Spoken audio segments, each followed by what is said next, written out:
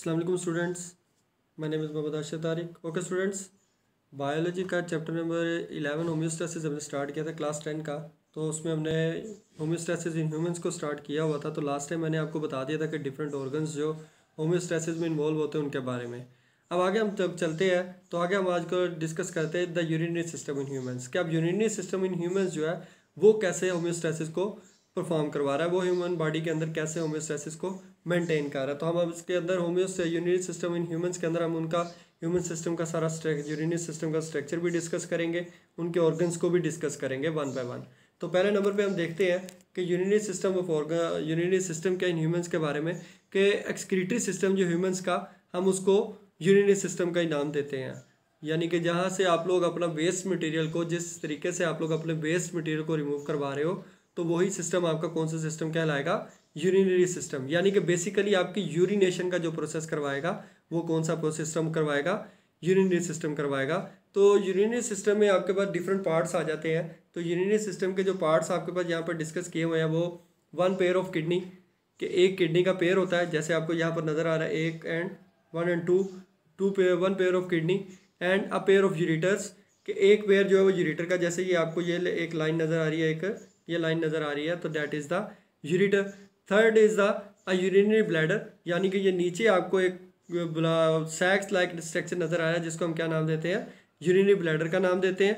और उसके बाद जो लास्ट पार्ट हमारे पास, वो पार्ट हमारे पास होता है यूरिथ्रा का, जिसको हम क्या कहते हैं, जहाँ से हम अपना जहाँ से हमारा फिर वेस्ट मटेरियल सारा रिलीज होता है, जहाँ पर लैंड पर आता है। तो ये हमारे वन बाय वन इसको डिस्कस करते हैं।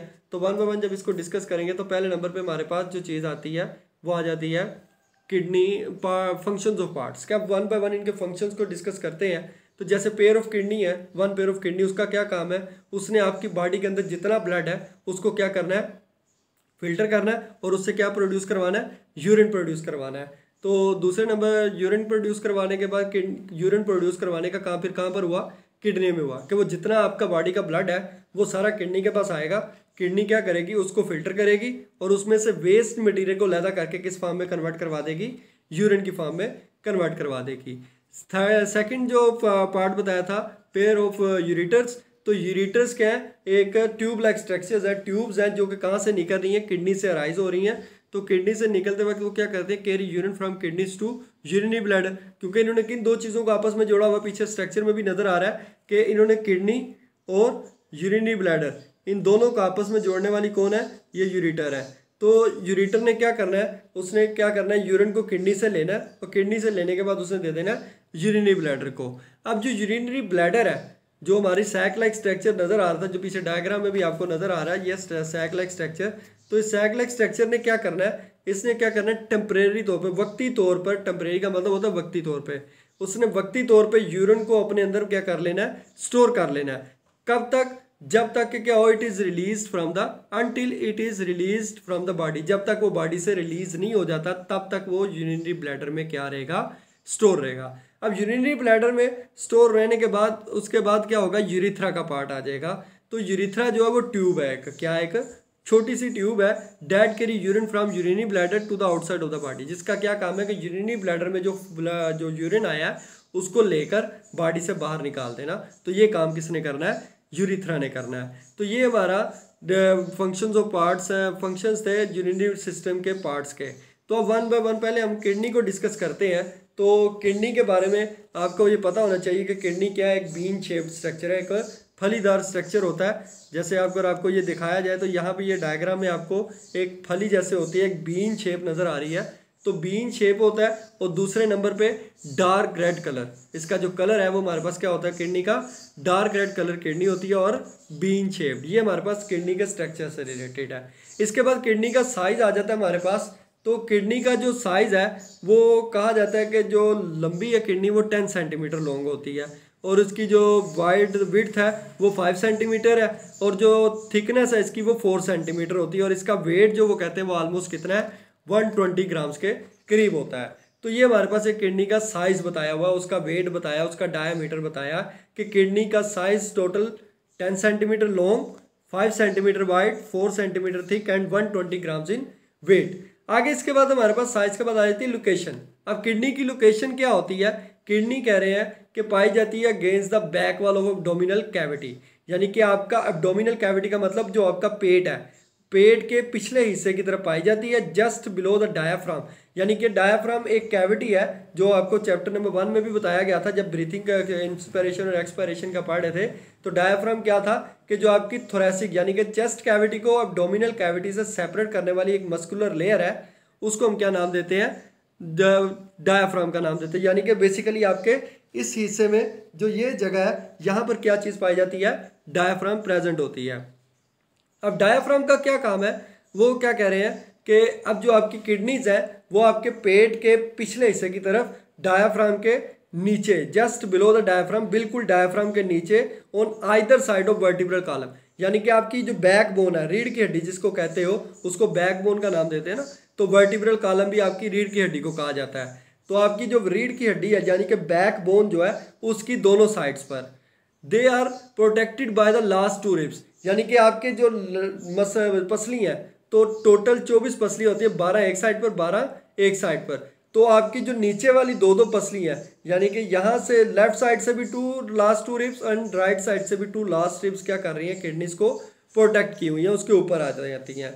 और जो आपकी लेफ्ट किडनी है उसके बारे में कहा जाता है little higher than the right, यानी कि आपके लेफ्ट हैंड साइड की जो किडनी है, लेफ्ट साइड वाली किडनी, वो थोड़ी सी ऊपर होती है as compare to right kidney. तो ये हमारे पास लोकेशन से रिलेटेड था। उसके बाद हमारे पास किडनी के स्ट्रक्चर को डिस्कस करते हैं। तो किडनी के स्ट्रक्चर में हमारे पास कह रहे हैं किडनी के 2 रीजन्स होते हैं। एक रीजन को हम नाम दो, अगर उसको क्या किया जाए, किडनी को लॉन्गिट्यूडनल सेक्शन में, यानी कि अगर आपके पास किडनी ये स्ट्रक्चर में लेंथ ही लॉन्ग लाइक स्ट्रक्चर जैसे ये है, तो अगर आप इसको किडनी को ऐसे काटते हैं तो इस तरीके से ही काटने से जो आपके पास, जैसे ये आपके पास डायग्राम में नजर आया, that is the longitudinal section of kidney. तो लॉन्गिट्यूडनल सेक्शन ऑफ किडनी में इसके 2 रीजन्स होते हैं। एक रीजन होता है उसको हम कहते हैं रेनल कॉर्टेक्स और दूसरे को हम नाम देते हैं रेनल मेड्यूला। अब रेनल कॉर्टेक्स यानी कि जो बाहर वाला ये आपको ये जो स्ट्रक्चर नजर आ रहा है, इसको हम किस चीज का नाम देते हैं, रेनल कॉर्टेक्स का नाम देते हैं। उसके बाद रेनल मेड्यूला जो है, ये अंदर जितना पोर्शन आपको नजर आ रहा है, ये सारे का सारा पोर्शन, ये वाला जितना भी पोर्शन है, ये सारे का सारा पोर्शन इंटरनल रीजन जो है, जिसमें आपको ये कोन्स भी नजर आ रही हैं, ये सारी क्या है, रेनल मेड्यूला का पार्ट है। तो ये हमारे पास किडनी के 2 रीजन्स हैं, 2 मेन रीजन्स किडनी के, renal cortex and renal medulla. अब इसको 1 बाय 1 डिस्कस करते हैं इन पार्ट्स को। तो पहला जो पार्ट हमारे पास लिखा हुआ वो लिखा रेनल कॉर्टेक्स का। तो रेनल कॉर्टेक्स को बारे में कहा जाता है outer part of the kidney, यानी कि किडनी का ये जो बाहर ब्राउन कलर का नजर आ रहा है, अच्छा डार्क कलर, तो वो किसके बारे में है कि वो किडनी का आउटर रीजन है, उसको हम रेनल कॉर्टेक्स का नाम देते हैं। And it is dark red colour, इसका जो कलर होता है वो कौन सा होता है, डार्क रेड कलर होता है, जैसे नजर भी आ रहा है बिल्कुल डार्क रेड कलर में आपके पास रेनल कॉर्टेक्स का पोर्शन प्रेजेंट है, जो किडनी के बाहर वाला सबसे आउटर रीजन, यानी कि जो बाहर बिल्कुल कोई हिस्सा है उसको हम रेनल कॉर्टेक्स कहेंगे और वो डार्क रेड कलर का होगा। लेकिन जब बात करेंगे हम रेनल मेड्यूला की, सेकंड जो पोर्शन है हमारे पास रीजन रेनल मेड्यूला। अब रेनल मेड्यूला मैंने पहले बता दिया कि इंटरनल जितने हिस्से, इनर पोर्शन जितना भी किडनी का वो क्या है, रेनल मेड्यूला का है। और it is pail red in colour, यानी कि नजर भी आ रहा है आपको, ये बिल्कुल डार्क नहीं है, पेल रेड कलर का पोर्शन है ये वाला पोर्शन।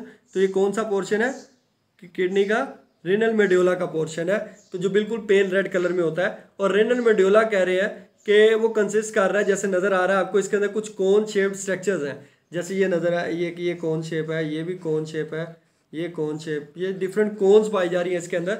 तो इन कोन शेप्ड एरियाज पाए जाते हैं जिनको हम क्या नाम देते हैं, रेनल पायरामिड्स का नाम दे रहे हैं। क्या नाम देते हैं, रेनल पायरामिड्स। रेनल पायरामिड्स कहते हैं, पायरामिड कहते हैं ट्राइंगुलर शेप को, यानी कि ऐसी चीज जिसकी 3 कोने हो उसको हम पायरामिड का नाम देते हैं। तो मैथमेटिक्स की टर्म्स आप मुझसे अच्छा जानते हैं स्टूडेंट्स। तो रेनल पायरामिड यानी कि ऐसी चीज, ऐसे ऑर्गन्स, ऐसे स्ट्रक्चर्स जो किडनी के अंदर, रेनल का मतलब होता है किडनी, रेनल जो वर्ड है वो किसके लिए यूज किया जाता है, यानी जो रेनल वर्ड लिखा हुआ है, रेनल कहते हैं किडनी को, रेनल किसको कहते हैं, किडनी को। तो रेनल पायरामिड को जो पोर्शन है, यानी कि किडनी के इनर रेनल मेड्यूला में कुछ 3 कोनों वाली शेप, यानी कि कोन शेप्ड स्ट्रक्चर्स प्रेजेंट है, जिनको हम क्या कहते हैं, रेनल पायरामिड कहते हैं। अब ये जितने के जितने रेनल पायरामिड्स हैं वो जाकर गिरते हैं एक फनल शेप्ड कैविटी में। किसके अंदर गिरते हैं, एक फनल शेप, यानी कि पीछे के डायग्राम में जाएं, बड़ी डायग्राम के अंदर, तो ये आपको एक फनल नजर आ रही है कि जितने, जिसको कहते हैं गड़ा, एक फनल शेप स्ट्रक्चर, एक गड़ा सा नज़र आ रहा है, एक खाली सा स्ट्रक्चर जिसके अंदर ये जितने भी पिरामिड्स हैं वो जाकर गिरते हैं।